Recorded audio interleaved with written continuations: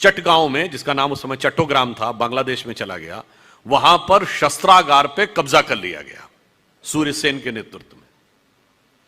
लखनऊ के पास काकोरी में गवर्नमेंट के कोषागार पे कब्जा कर लिया गया।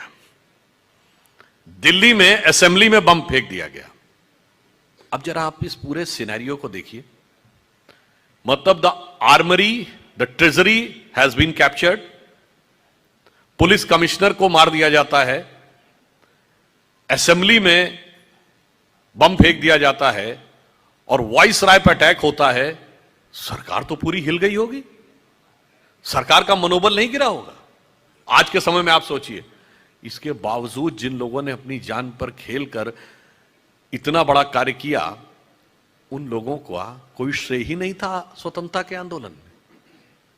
इतना ही नहीं, उनको क्या कहा गया कि साहब वो एक्सट्रीमिस्ट थे, वो अतिवादी थे, वो रिवोल्यूशनरी टेररिस्ट थे, यह शब्द प्रयोग किया गया उनके लिए।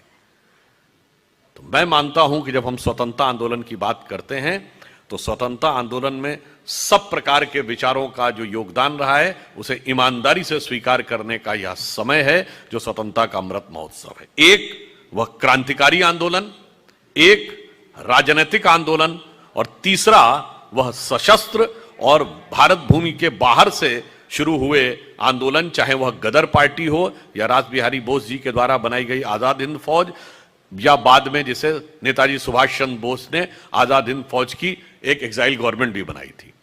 तो सैन्य प्रयास, क्रांतिकारी प्रयास और राजनीतिक प्रयास, तीनों को समान स्थान मिलना चाहिए, तभी हम स्वतंत्रता की सार्थकता का अनुभव कर पाएंगे।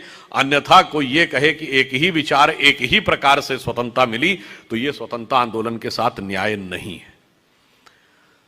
और कभी कभी मैं एक और फैक्ट भी कहना चाहूंगा, बहुत ज्यादा प्रचार किया जाता है कि साहब स्वतंत्रता आंदोलन के लिए जिन लोगों ने लड़ाई लड़ी वो तो सिर्फ हम ही थे और दूसरे क्या कर रहे थे। स्वतंत्र वीर सावरकर की बात आती है तो उनके ऊपर अनेक प्रकार के आरोप लगाए जाते हैं। आप में से बहुत से लोगों को शायद ना ध्यान हो कि वीर सावरकर को जब सजा सुनाई गई तो 2 जन्मों के कारावास की सजा सुनाई गई थी, मगर किस वर्ष में? 1910 में।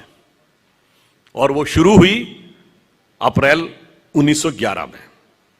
2 जन्मों का कारावास, 25 वर्ष का एक जन्म होता था। वैसे वीर सावरकर ने बाहर निकल के ये कहा था, चलो मुझे इस बात की प्रसन्नता है कि इसके द्वारा अंग्रेजों ने हमारे पुनर्जन्म की व्यवस्था को तो स्वीकार किया कि उन्होंने 2 जन्मों के कारावास की मुझे सजा सुनाई। मगर